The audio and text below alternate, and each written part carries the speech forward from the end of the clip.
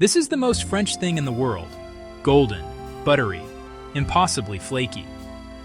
The croissant sits on cafe tables from Paris to Tokyo, a universal symbol of French sophistication. Except it's not French at all. The croissant was born in Austria. It arrived in Paris thanks to an artillery officer who abandoned his military career to become a baker. And that flaky, buttery texture everyone loves, that wasn't invented until the 1900s. This is the true story of how a dense Viennese bread roll became the world's most beloved breakfast pastry. To understand the croissant, we need to travel back to 13th century Austria. This is the Kipferl, a crescent-shaped bread roll documented in Austria since at least 1227.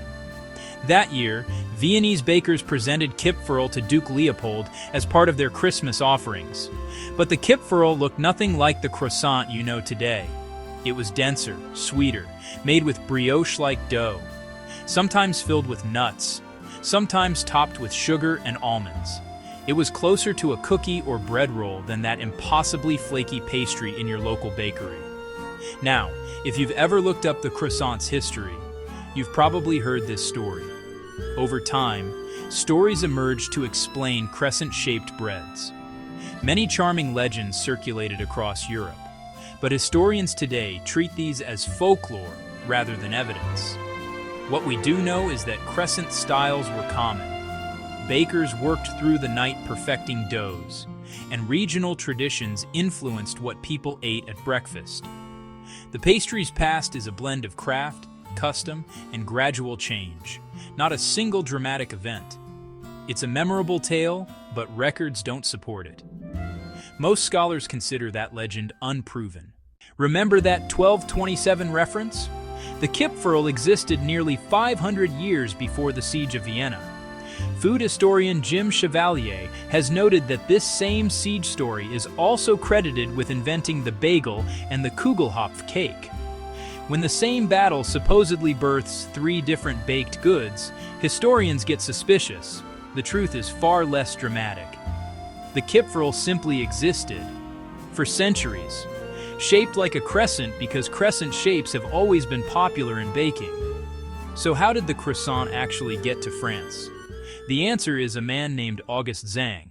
Zang was born in Vienna in 1807. His father was a surgeon, and young August pursued a career as an artillery officer in the Austrian army. But by age 30, he'd had enough of military life. In 1838, Zang arrived in Paris and opened the Boulangerie Viennoise at 92 Rue de Richelieu. It was the city's first Viennese-style bakery. Zang brought two revolutionary things to Paris. First, the Kipferl. Second, a patented Viennese steam oven that gave baked goods a distinctive shiny finish. This oven is still the standard for baguettes today. Zang was also a marketing genius. He used newspaper advertisements and created elaborate window displays. Parisians had never seen anything like it. The Boulangerie Viennoise became an instant sensation. The Kipferl, now being called by its French translation, Croissant, meaning crescent, was the star of the show. By 1840, just 2 years after opening, there were already a dozen imitators across Paris. The craze for viennoiserie, Vienna-style baked goods, was born. Here's where the story gets strange. In 1848, Zang sold his bakery and returned to Vienna. He founded Die Presse, a daily newspaper that still exists today. He became wealthy, he bought a castle, and he never talked about the bakery again. When Zang died in 1888, his obituary completely omitted his role in bringing the croissant to France.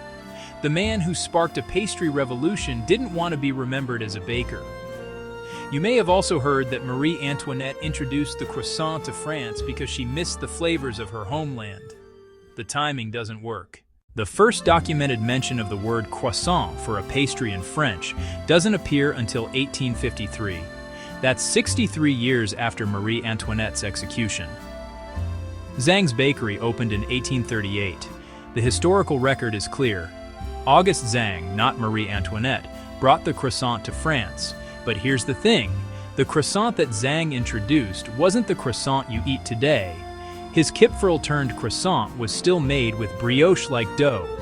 dense, sweet, and nothing like those impossibly flaky layers. The flaky croissant is a 20th century invention. By 1872, Charles Dickens was writing about the dainty croissant on the boudoir table, proving croissants had become a breakfast staple. But those croissants were still dense. The transformation came in 1906, when Auguste Colombier published a recipe using laminated dough. Butter is folded into the dough multiple times to create dozens of paper-thin layers.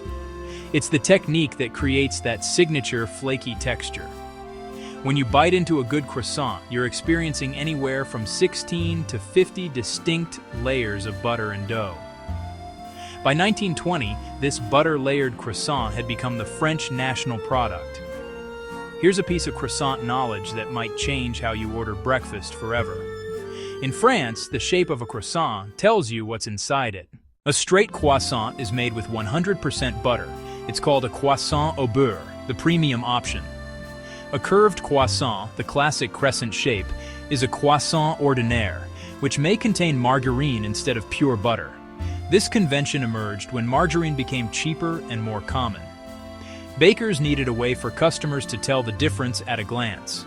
The all-butter croissants got the straight shape. The margarine ones kept the traditional curve.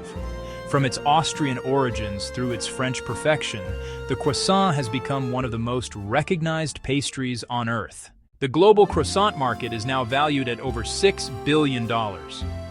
In 1981, Sara Lee introduced frozen croissants to America, and they quickly outsold the company's famous pound cakes.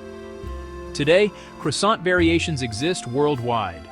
In Argentina, they're called media lunas, half moons, coated with sweet glaze. In Italy, the cornetto is softer, often filled with custard. And some of the world's best croissants are now made outside France entirely. So the next time you tear into a croissant, remember, you're not eating a symbol of triumph or royal nostalgia. You're eating the result of an 800-year evolution. From medieval Austrian bread rolls through an entrepreneurial artillery officer's Paris bakery to a 20th century French innovation in lamination. Auguste Zang may have wanted to bury his baking past, but history remembers what he tried to forget.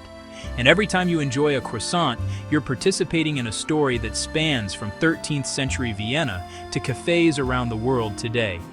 That's the real mystery of the croissant. Not where it was invented, but how it keeps reinventing itself. Century after century, one buttery layer at a time. Subscribe to Meal Mysteries for more.